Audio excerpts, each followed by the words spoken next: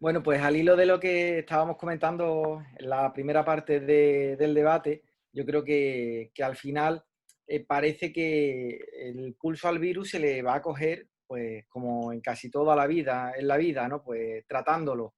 Y yo creo que el pulso al final al virus se le va a coger, pues eso, a partir de que empiece la movilidad entre provincias, a partir de que empiece, por ejemplo, la apertura de fronteras. Yo creo que España ahí se vuelve a equivocar de nuevo porque Europa ya ha dado un mandato en el que dice que a partir de mediados de junio, a partir del día 15, que se abran las fronteras interiores de la Unión Europea. Y España ya ha dicho que si eso para final de mes. A mí ahí la respuesta que me cabe es ni más ni menos que una, no deja detrás a Barcelona. Es decir, ¿por qué no se abren las fronteras ya cuando tenemos un estado de alarma por fase? Cuando Andalucía en 2 semanas podía perfectamente recibir a millones de turistas. Cuando hemos conseguido ser el número uno en reserva del mundo en la actualidad. Sevilla hoy ha salido que ha conseguido un reconocimiento de un certificado internacional como que es un sitio seguro para venir. ¿Y por qué tenemos que estar un mes todavía esperando? ¿Por qué el sector del turismo tiene que estar esperando? Yo creo que al final las previsiones tan negativas que decían que Andalucía podía caer incluso un 15%, 15 puntos en el PIB, y que ya ese 15 ha sido rebajado a un 8, 8,5, pues hace que con torpezas de este tipo, al final, pues Andalucía se quede, Andalucía y España, pues sigamos siempre a la cola de España y a la cola en conjunto de Europa, ¿no? Y como hemos estado comentando, off the record, como se dice, yo creo que ahora es un momento súper importante para, como hemos estado comentando, el tema de la modernización. Es importante reconocer, lo voy a mirar porque no me acuerdo bien de los números, de los 61.618 millones en transferencias que vamos a recibir de la Unión Europea y los 55.180 millones en préstamos. Ese dinero, bien utilizado, puede hacer que España no solamente se recupere de esta situación, sino que dé un paso adelante, un paso adelantado a lo que estaba viviendo, ¿no? Pero para eso conllevaría tomar muchas medidas como puede ser eso, aspectos relacionados con la reducción del paro, con la transformación de la educación. Lo que pasa es que ahí, el transformar la educación, nos encontramos con la barrera, por ejemplo, de las comunidades autónomas, que al final, pues, cada una va a intentar imponer una manera de estudiar, cuando yo siempre he pensado que lo más importante para alguien que está estudiando es aprender matemáticas, lengua e inglés. O sea, y si no, ya meterle chino. Pero por lo menos esas asignaturas de base como mínimo. Y luego también el dar el salto, yo creo que es fundamental que ese dinero se sepa invertir en la transformación digital, en la transformación digital de la administración pública. La administración pública se encuentra en un momento que es como un pico en el que la mayoría de los funcionarios de los que están son personas ya bastante mayores y que son las que empezaron con las administraciones cuando empezó la democracia. Entonces el reto digital para ellos es mucho más complejo que para personas que pueden ser más jóvenes. Y hay que ayudar a que esas personas, a que esos funcionarios, que puede ser de justicia, que puede ser de todas las administraciones, pues puedan dar ese paso para la digitalización. Y luego, por supuesto, la mejora de la sanidad. Se ha apuntado por parte de Guillermo, de Miguel Ángel y de Paco que la sanidad requiere un retoque importante, pero yo creo que la sanidad hay que repensarla. O sea, no solamente a nivel de comunidades autónomas, sino un poco entender cómo funciona esto. La semana que viene, lo cuento a modo de anécdota, se va a ver en la Comisión de Economía en el Parlamento de Andalucía, Economía y Universidad, por eso se ve ahí, el tema de los números clausus en las facultades de medicina. Y hay un partido político, en este caso que es Vox, que propone que directamente se duplique el número de personas que pueden acceder a la universidad para que haya más médicos.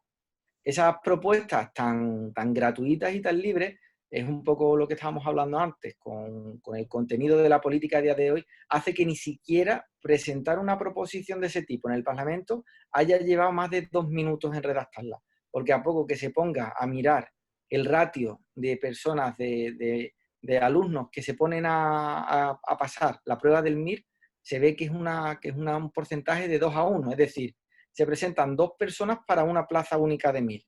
Es decir, que si encima incrementamos al doble de personas las que entran en la facultad, lo más probable es que sean 3 personas las que opten a una plaza de 1000. Por tanto, va a generar mucho más paro, un desfase mucho más grande entre lo que es la universidad, lo que es el MIR y lo que es la especialización que luego se hace a través de la residencia, ¿no?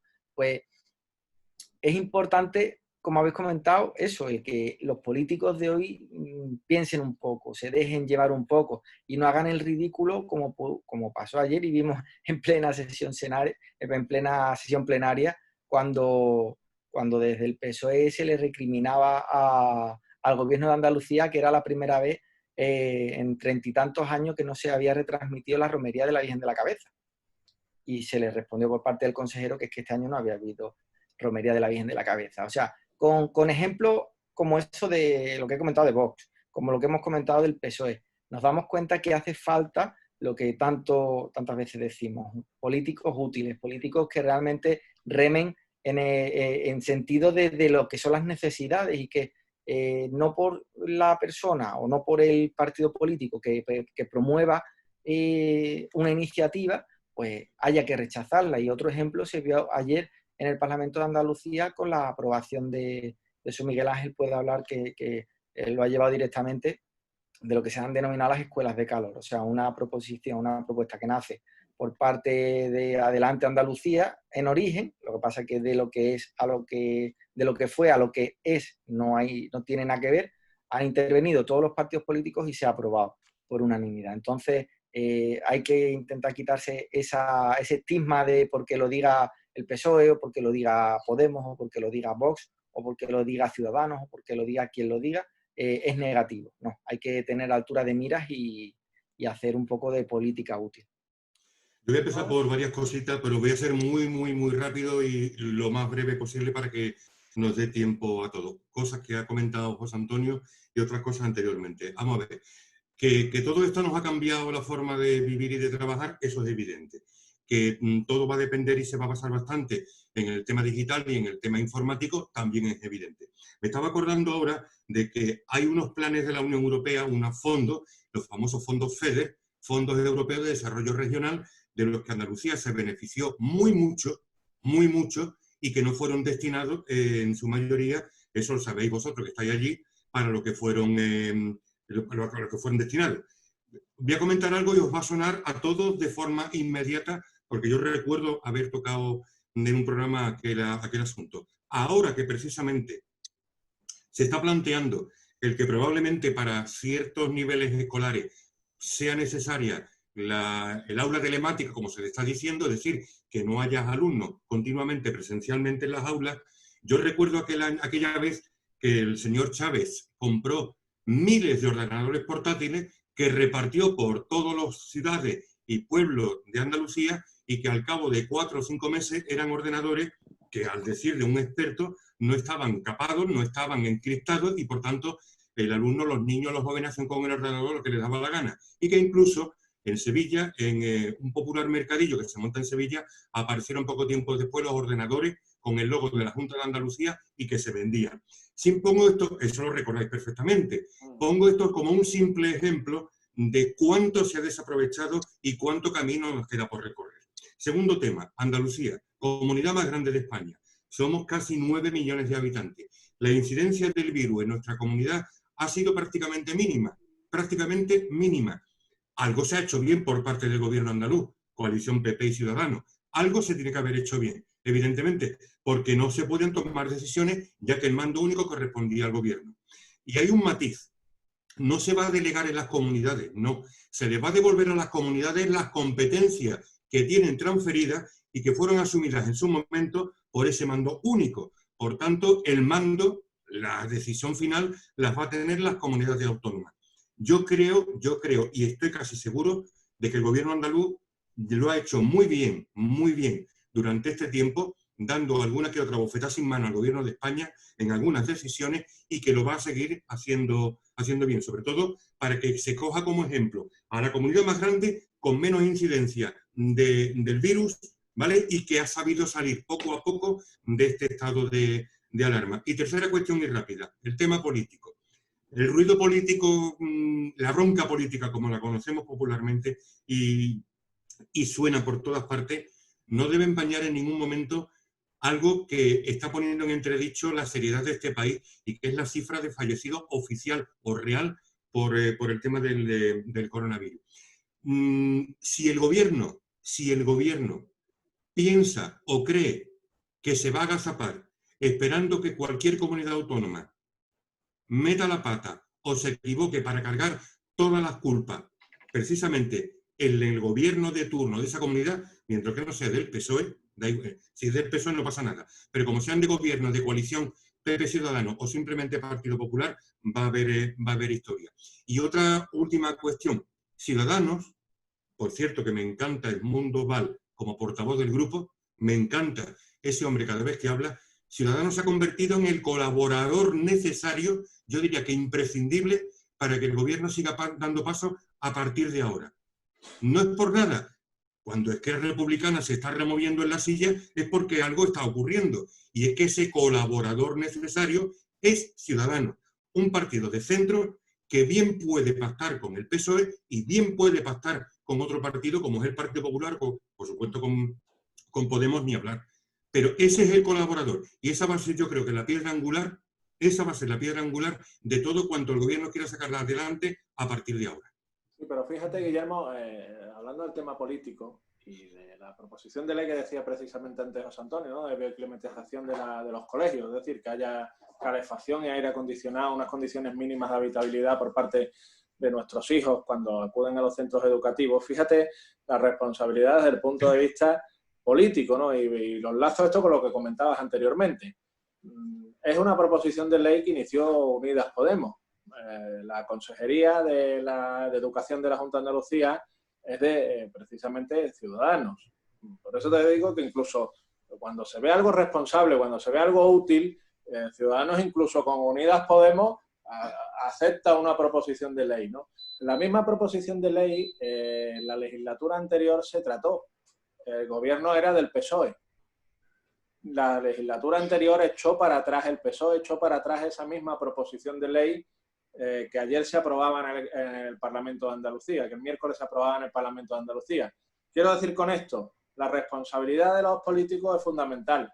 Un gobierno, precisamente, como ellos dicen, antisocial, de derechas, fascista, precisamente ha aprobado una proposición de ley a instancias de un partido de izquierda, de ultraizquierda, como habla Paco, porque se veía que era útil y se veía que era necesario para la confortabilidad de nuestros hijos, ¿no? Por tanto, y sin embargo, un gobierno de izquierda, socio de Podemos en el gobierno de España, en su momento, Susana Díaz rechazó esa proposición de ley que se aprobó hace 2 días en el Parlamento de Andalucía, ¿no? Pues ahí la responsabilidad es fundamental a la hora de llevar a cabo las políticas públicas, de dejar a un lado ideologías y dejar a un lado cualquier tipo de planteamiento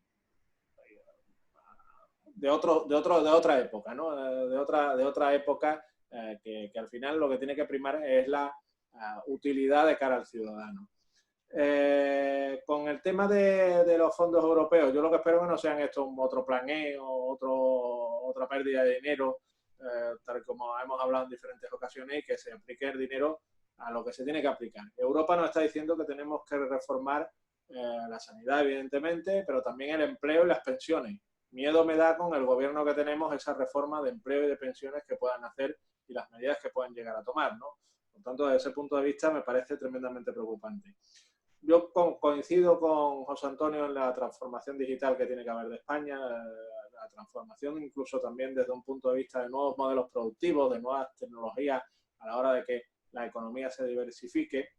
Y sin extenderme mucho en cuanto a la socialización de la culpa, como siempre digo, que intenta hacer el gobierno de España o que puede intentar hacer si algo sale mal, que esperemos que no, de esta salida, de esta fase 3 y de la salida del estado de alarma dentro de 15 días, pues yo creo que al final nos tiene que quedar, y ahí enlazo con lo que decía Paco anteriormente, tiene que haber un nuevo modelo de residencias sociales, ¿no? Sin duda alguna. Las residencias tienen que ser, tienen que contar con una nueva regulación sociosanitaria. Tiene que haber una serie de condiciones mínimas que garanticen pues que no suceda lo que precisamente y desgraciadamente ha sucedido con la pandemia del coronavirus, donde han fallecido 19.000 personas mayores en residencias de ancianos, ¿no? Por tanto, tiene que haber una nueva regulación y a mí me da igual lo público o lo privado, ¿eh? Yo soy para eso muy liberal. Sé que me van a decir facha, como suelen decir en los comentarios negativos, pero yo soy muy liberal en ese sentido y a mí me parece tan respetable lo público como lo privado. Lo privado ha aportado muchísimo en esta crisis sociosanitaria que estamos viviendo actualmente. Yo creo que se merece un respeto desde el punto de vista. Ayer incluso en el Parlamento de Andalucía, el PSOE, un PSOE podemizado que tenemos en Andalucía, presentaba como una crítica a la gestión de la tarjeta monedero, esa ayuda que va a haber de 300, 400 euros para compras de muchas familias que lo están pasando mal, que se han quedado sin recursos y que puede realizar por lo menos las compras básicas de su hogar, de alimentación y de limpieza, y se criticaba que estaba en manos de ONG. ¿Dónde ha quedado el PSOE? Ya tampoco las asociaciones le valen. Le están suponiendo las asociaciones una dura crítica a esa crítica que están haciendo, le están suponiendo una losa ya al PSOE y trata también de eliminar a las asociaciones, como hablamos la semana pasada de esa reducción del 20% del impuesto de sociedades, del 0,7% que va al tercer sector, ese 20% del impuesto de sociedades o el 6 o el 7% que se reduce, que ya ha dicho Pablo Iglesias que va a reducir del IRPF, de ese 0,7%.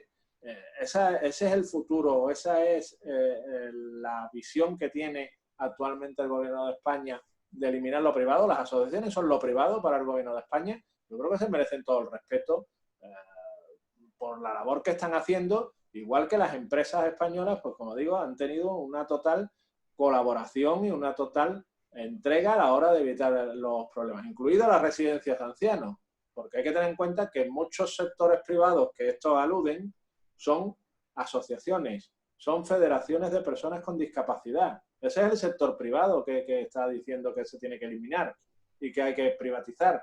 Eso es lo que hay que preguntarle al gobierno de España. Si quiere eliminar las asociaciones de personas con discapacidad y que esas residencias que están haciendo una buena labor, una magnífica labor, en la provincia de Cádiz, sin prácticamente casos de coronavirus en las residencias privadas que hay, pues si quieren eliminar ese modelo precisamente.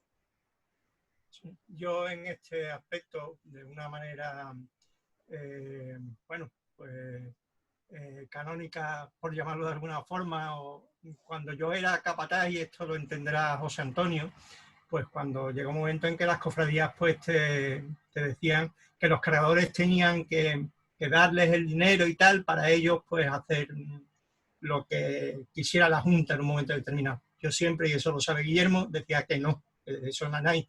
Que nos dijeran en todo caso que necesitaban y que nosotros ya veríamos en qué colaborábamos o colaborábamos en lo que nos diera la gana. Y esa es un poco la diferencia entre lo público y lo privado. Entonces, mire usted, yo mañana construyo una carretera, doy 500.000 millones de euros, lo que haga falta para hacer respiradores o lo que sea, pero lo hago yo, ¿vale? Pero no me dé usted yo le doy a usted el dinero para que usted encima invierta en lo que usted quiera y le dé a usted la gana. Pues no, mire usted, el pegote me lo tiro yo, por decirlo de alguna manera, pero no va usted a jugar con mi dinero, que es lo que es, por hacer de alguna manera una diferencia entre lo público y lo privado.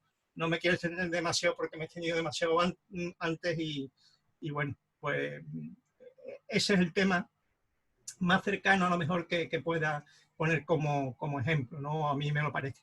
Y si hay una cosa con el tema del comité de expertos a nivel nacional que sí me extraña muchísimo, que es que ninguna comunidad autónoma, ningún partido político, porque por ley el gobierno está obligado a dar los nombres de las personas que forman el comité, pues nadie ha puesto una denuncia diciendo, deme usted el listado. Es decir, no hay nadie que lo haya hecho. Y a mí eso me extraña muchísimo, ¿no? Yo digo, bueno, pues criticamos mucho de que no dan el listado, de que no lo dan. Dice, pero mire usted que existe una ley que dice que está usted obligado, y si está usted obligado, yo le denuncio a usted para que me lo dé. Y no voy a decir más nada, que si no me empiezo a enrollar como antes. Hoy hemos tenido una sentencia, yo creo que merece la pena muy brevemente comentar, que es la del Juzgado de lo Social de Teruel. y al hilo de lo que comentabais antes todos, que es la condena a una comunidad autónoma, precisamente a la de Aragón. No he leído la sentencia entera, son 130 folios, he leído el fallo, y el fallo es básicamente que se reconoce que se han vulnerado los derechos de los trabajadores, de los sanitarios, de los funcionarios y demás, y eso es, el reconocimiento, y la condena es a que se le den guantes y mascarillas. O sea, con ese fallo yo no necesitaría 130 folios. Lo que pasa es que bueno, ha tenido repercusión porque es la primera vez que se le pone, ya se le saca una tarjeta amarilla a una comunidad autónoma y se le saca un poco de lejos al gobierno de la nación Pero no tiene, la gestión.